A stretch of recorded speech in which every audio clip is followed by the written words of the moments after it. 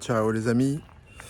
Aujourd'hui, réveil peu difficile. Enfin, le jet lag est toujours là. Je me suis endormi tard, malgré que je me sois couché tard, exprès pour être bien fatigué. Bah non, ça n'a pas marché. Et puis 6 heures du matin, la radio de quelque part là qui était à fond. Enfin bref, pas terrible. Aujourd'hui, j'ai pris un café glacé. Je sais pas si vous voyez, il y a une couche de lait concentré, il y a le café qui coule par-dessus, et une fois que ce sera coulé, vous le touillez, la mettez sur les glaçons, et après vous touillez et vous buvez. Le Wi-Fi est pas terrible. Pour monter une vidéo, ça prend quasiment la nuit. Euh, Ce matin, j'avais même du mal à rechercher un autre hôtel. Donc finalement, je change de crèmerie. J'avais pensé rester une nuit de plus ici, mais j'arrive pas à bien dormir. Voici mon petit déjeuner, une soupe avec 2 œufs, une soupe de nouilles. Ah bah ce sont des nouilles instantanées en fait. D'accord. Voilà. Bon. Et il y a des haricots verts, des salades. Bon, ça va, c'est assez riche, avec un bon bouillon et du soja.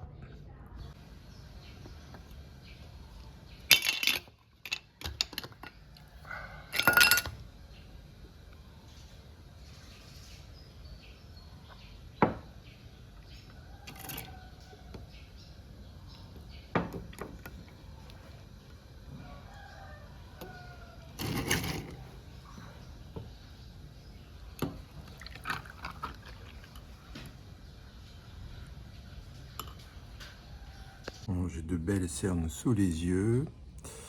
Pas étonnant, j'ai pas encore retrouvé le bon sommeil, le bon rythme, mais ça va venir. Alors ici je paye 10,50 € la nuit, c'est vraiment un prix qui bat tout. C'est assez calme, là la journée c'est super, les coqs me dérangent pas, c'est les chiens. Et puis ce matin, bon, la radio trop forte à 6 heures, enfin bref. Et là je change pour aller à Travin, une ville pas très loin, pour une bonne heure de route en scooter. Et j'ai pris un hôtel un peu plus cossu, pas loin, un peu moins de 20 €. Voilà, peut-être que ça me permettra de mieux dormir, je sais pas. Faut tout tenter. Hier, je vous ai pas raconté, mais il y avait la vidéo qui était vraiment encore longue, 30 minutes, je reviens pas. Il va falloir que je visite un peu moins ou que je filme un peu moins.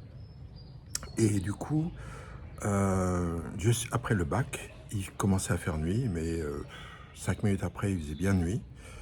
Et revenir pendant 1 heure sur les routes à peine éclairées, avec parfois des trous, bref, une route pas très bien entretenue, je peux vous assurer que c'est du sport, avec les vélos, scooters qui n'ont pas forcément de feu arrière, avec des piétons habillés en sombre qui passent tranquillement, qui traversent comme durant la journée, ils sont toujours cool, traversés, mais la nuit, tout d'un coup, ça fait drôle. Et puis bah, il y a aussi les voitures il n'y en a pas beaucoup, mais quand il y en a, elles vous rasent. Et puis elles ont des fois leur plein phare, donc on voit rien. Quand elles arrivent en face, waouh. Et puis les petits cyclomoteurs qui, eux, ont oublié de se mettre en feu de croisement plutôt qu'en plein phare. Bon, eh ben, le tout conjugué, voyez-vous, c'était une sacrée épreuve. J'étais content d'arriver hier soir, vraiment. Euh, à peine arrivé. En plus, la batterie de mon téléphone était. Je suis sorti du bac, elle était à 8 ou 9. Donc j'éteignais. mon téléphone. Je regardais le nombre de kilomètres qui me restait à faire que Google Maps m'avait indiqué avant qu'il y ait un virage, enfin une bifurcation. Je regardais mon compteur, je me disais bon bah là il faudra que je remette mon téléphone en route. Et c'est comme ça que j'ai fait pendant tout le reste du trajet. Et finalement bah, je suis arrivé, il ne restait plus que deux. J'ai bien économisé. 2 de batterie. Et à peine arrivé ici à l'hôtel, j'ai chargé un petit peu et puis je suis allé manger. Voilà. C'était ma soirée animée d'hier soir. Il est midi, je viens de partir de mon hôtel. Je suis arrivé à un petit café auquel je vais depuis que je suis arrivé, un petit peu mon QG. Et voilà, je vais me prendre un petit truc avant de partir. J'ai pas beaucoup de route à faire, mais comme d'habitude, si je rencontre des choses intéressantes sur le passage, je m'y arrêterai pour visiter. Voilà, donc ce sera une petite journée aujourd'hui, je vais pas faire grand chose, ça vous permettra d'avoir une petite vidéo parce que ça faisait très long ces 2 derniers coups. Et voilà, donc le temps est chaud, il fait dans les 34 degrés et un peu couvert.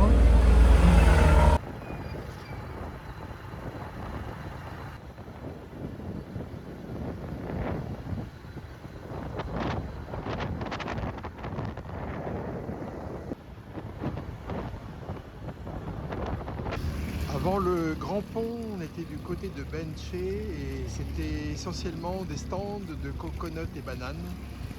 Et on vient de traverser le pont, vous avez vu sur les images, et là tout de suite, hop, les stands sont différents.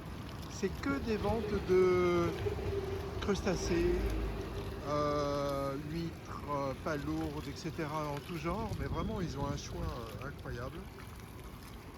Ils ont de belles bêtes, de belles langoustines, des super crabes, ils sont pas très gros. Il y a des oiseaux et en plus ils sont vivants. Alors ça c'est pas banal. Oh là là. Je suis juste 300 mètres après le grand pont et là ça y est, un autre pont pour encore un bras du Mekong. Et là vous avez un ouvrage qui permet de gérer les canaux, les nombreux canaux qui existent dans cette région. Bon, je vais pas pouvoir résister au jus de canne.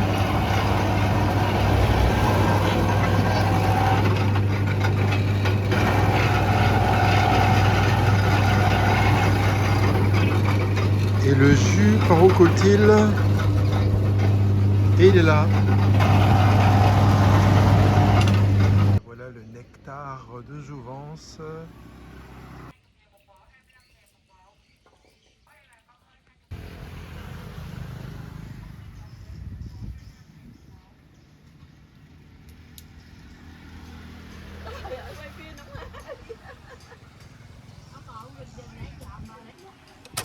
Je vous ai montré la phase rame et noix de coco qui était amenée dans un endroit dans lequel on enlevait la grosse coque verte pour ne garder que la coque marron là, pelucheuse.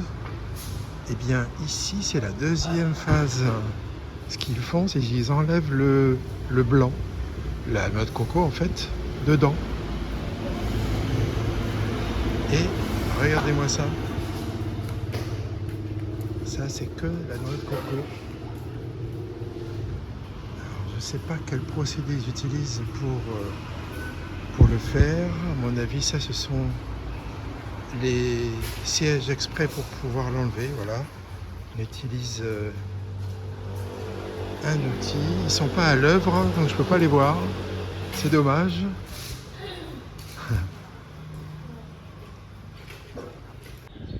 On n'a pas réussi à se comprendre. J'aurais voulu qu'elle me montre comment elle faisait. Après l'étape suivante, je sais pas, il faut que je trouve l'endroit où ils le mettent en poudre peut-être. Ouais, cool. Cool, oui.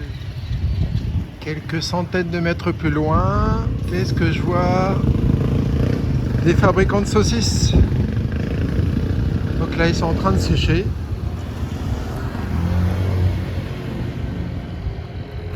J'en ai mangé une hier, elle était très bonne. Je l'ai mangée avec le pain qui me restait de ce que j'avais eu dans le vol.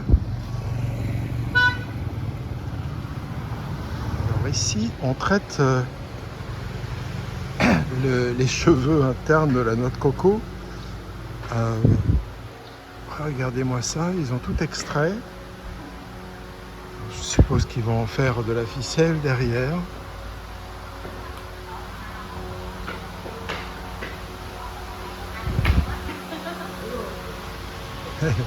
Hello.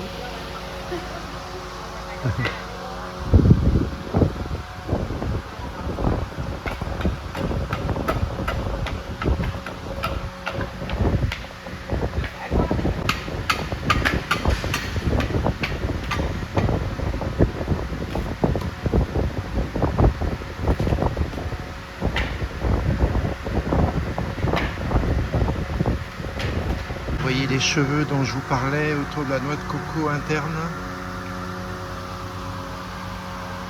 Voilà, donc c'est ça qu'ils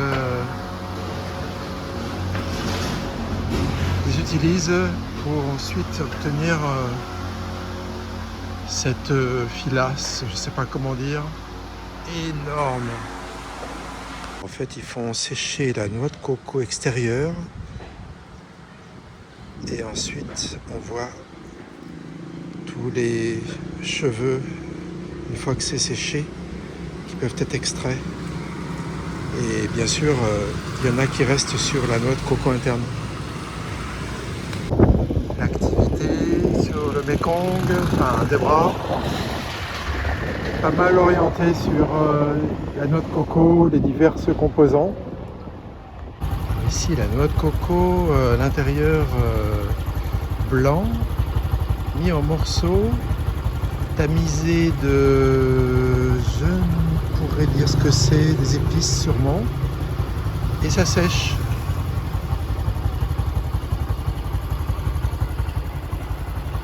Là, ils sont carrément en tout petits morceaux.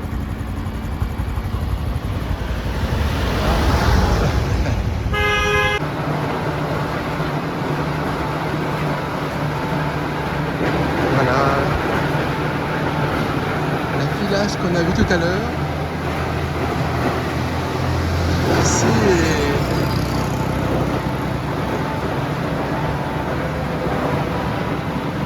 trié.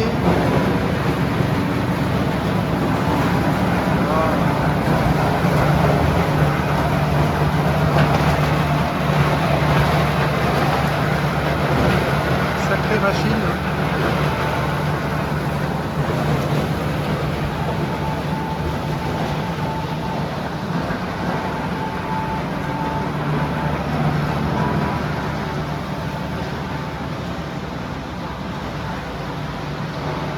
Alors il écrase bien pour en faire un ballot. Et le ballot vient se mettre par-dessus les autres. Après, je suppose qu'il y a une étape supplémentaire pour le mettre dans les sacs à l'abri de l'humidité.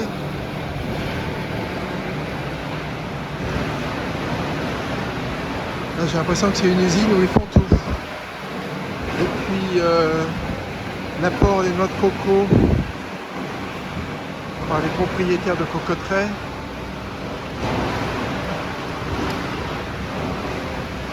Jusqu'au filage.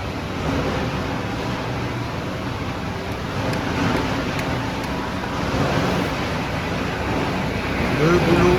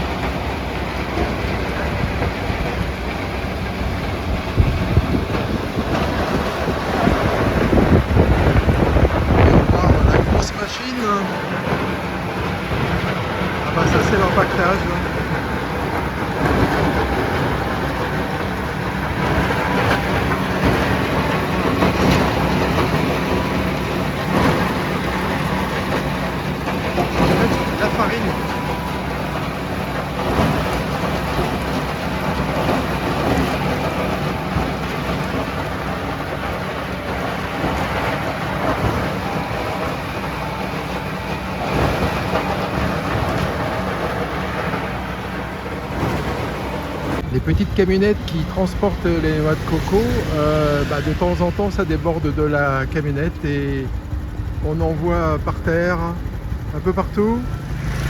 Quand on est en scooter, il faut être vigilant, ne pas s'en prendre une. C'est pas très grave, mais ça peut faire tomber le véhicule. Regardez-moi ce petit café que j'ai trouvé. Là, je viens de passer ce grand pont. Ils sont énormes, ils sont magnifiques ouvrages d'art. Et puis voilà, un petit café ici, ça va être sympa. Xin ciao.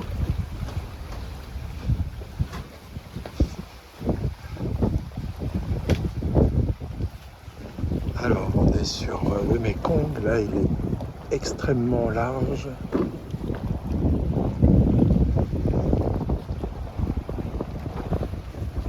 Allez, je vais m'asseoir. Ici, ce sera bien. La dame a son café de l'autre côté de la route, elle est partie m'en chercher. Et elle était en train de décorer, parce que le tête, c'est le lundi 17 février, le jour de l'an. Et tout le monde va décorer au maximum, ici j'adore ça. Vous voyez les jacinthes d'eau qui flottent sur le fleuve. Le plancher a été rafistolé à plusieurs reprises. Voilà, j'ai demandé un café et puis c'est un café Swada qui m'est apporté avec toujours ce petit jus.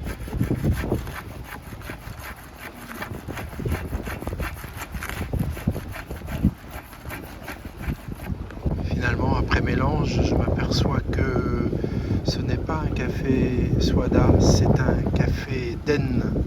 C'est-à-dire c'est du café tout simplement, glacé, sucré, mais pas sucré avec le lait concentré. Il y a une petite brise fraîche là qui est vraiment pas désagréable. Et c'est très sympa le coin, hein. Très agréable. Et mon café Den. Alors là c'est le record de ce que j'ai pu voir jusque là. Des tonnes de noix de coco. Quand j'ai des tonnes, hein, c'est des tonnes. La vache.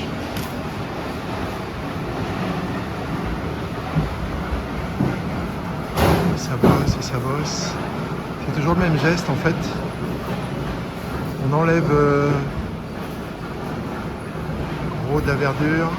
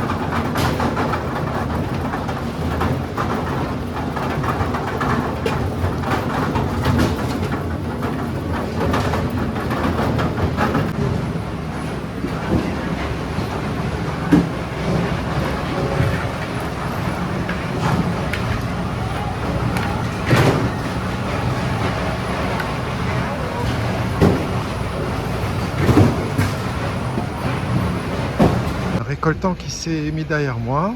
Voilà, c'est un petit récoltant qui vient avec sa cargaison.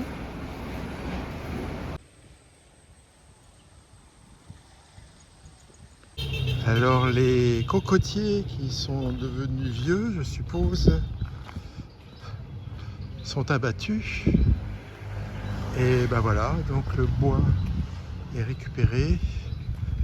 Ici, c'était des ouvriers qui étaient assis à une table qui m'invitaient à boire de l'agneau avec eux. Je leur ai dit non merci, Je conduis, ça aurait été volontiers. Enfin, tout ça, bien sûr, j'aurais juste montré le geste de conduire un scooter. Et voilà, donc ils sont là-bas, ils sont très gentils. Ils sont vraiment, les Vietnamiens sont hyper accueillants. Jamais on les dérange, au contraire, ils sont contents de montrer ce qu'ils font. Allez, on reprend le destrier.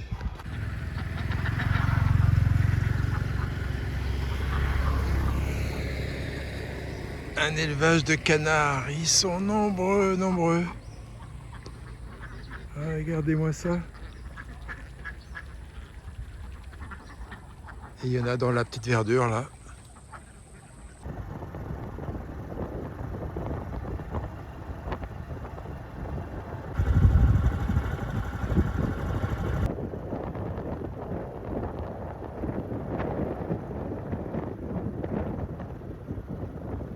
La mer, c'est dans cette direction. Je continue sur ma route. J'ai repris une route un peu plus grande que celle que je venais de quitter là. Une journée sans pagode, vous rêvez? Allez, c'est parti pour celle-ci. Choi Phuoc Can. Elle est bien gardée. Hein.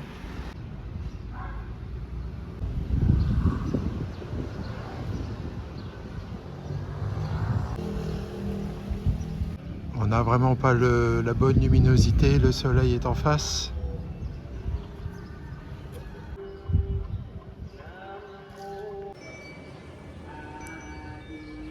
Alors je vais monter par cette bouche.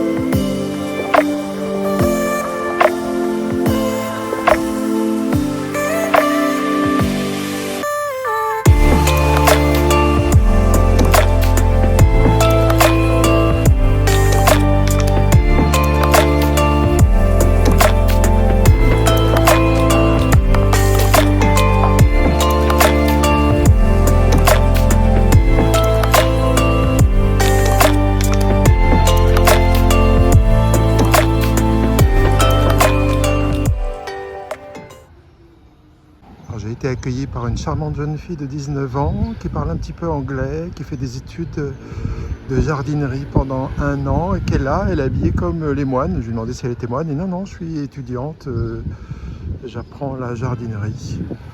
Voilà, donc elle était très gentille, il m'a offert à boire, très sympa. Alors des temples dans la région qui ont le même nom, il y en a plusieurs, donc impossible de savoir l'histoire de celui-ci. Tout ce qu'on peut savoir, c'est que tous ces temples qui ont ce même nom ont servi de base pour lutter contre les Français.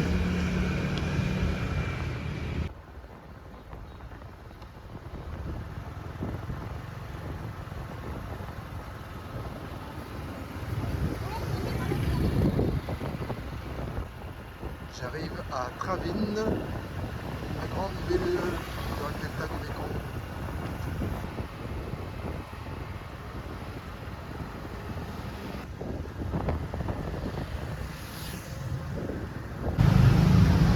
Regardez-moi cet hôtel. Waouh! Bon bah c'est là où je vais dormir ce soir. Et si je négocie bien le prix, le faire descendre, je resterai peut-être 1 ou 2 nuits de plus. La ville m'a l'air super sympa. Elle est très très très jeune, il y a plein d'écoles.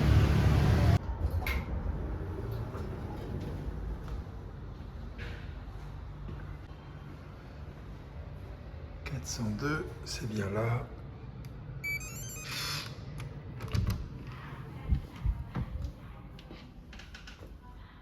Oh, sympathique. Wow, grand écran, air conditionné, il y a de quoi poser ses affaires et même travailler. Oh bah oui, je vais mettre mon sac à dos ici. Oh, du thé, café, de l'eau. Ah, dis donc, frigo, petite armoire et la salle de bain. Oui, alors j'ai pas mis. Mais bon, vous voyez, superbe douche. Les toilettes isolées de la douche, du coup, on ne sera pas trempé. Et une belle salle de bain. Je sens que je vais être bien. Et si je négocie bien, j'essaierai d'être là encore une ou deux nuits. Regardez mon dîner. J'ai pris ça sur photo. Ça avait l'air sympa. Alors de la viande coupée en lamelles, 2 œufs sur le plat qui s'étalent tout au fond, et puis de la sauce tomate avec des herbes. C'est pas mauvais du tout. C'est un peu épicé comme je l'aime. Fin de cette 5e journée dans le delta du Mekong. Donc à demain pour de nouvelles aventures. Aujourd'hui est une belle journée. Ciao.